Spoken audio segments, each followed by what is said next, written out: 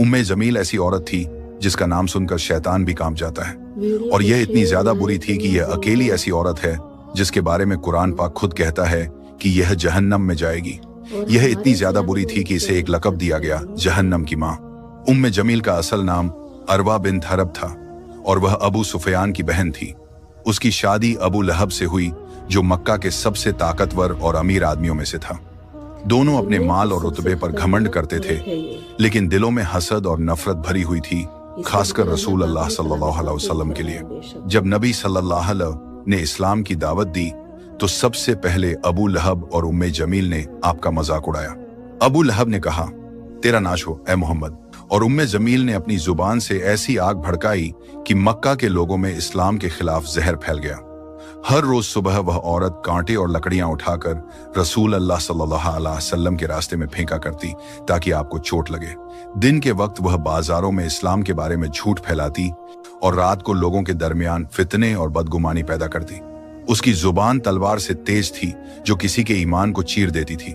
कहा जाता है कि जब भी कोई मक्का का आदमी नबी सल्लल्लाहु अलैहि वसल्लम के पास इस्लाम का पैगाम सुनने जाता, उम्मे जमील उसके घर जाकर उसकी औरत और बच्चों को गुमराह कर देती। तुम्हारे शौहर मोहम्मद के जादू में आ गए हैं, ऐसे शब्दों से वह घरों में फसाद फैलाती थी और लोगों के दिलों में शक और नफरत डालती थी।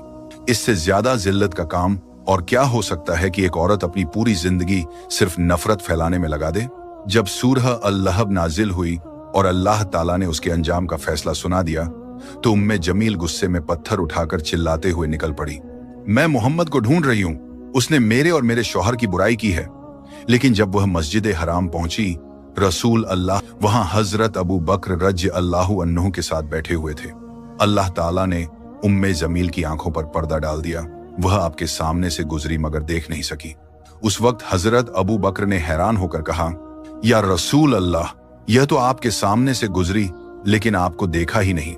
रसूल अल्लाह सल्लल्लाहु अलैहि वसल्लम ने मुस्कुराते हुए फरमाया, अबू बकर, अल्लाह ताला ने उसके और मेरे दरमियान पर्दा डाल दिया है।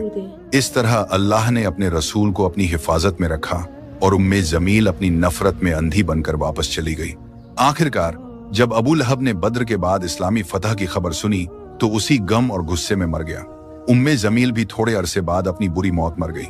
लोगों ने कहा कि उसका चेहरा आग से जल गया था और उसके गले में रस्सी थी, बिल्कुल वैसी ही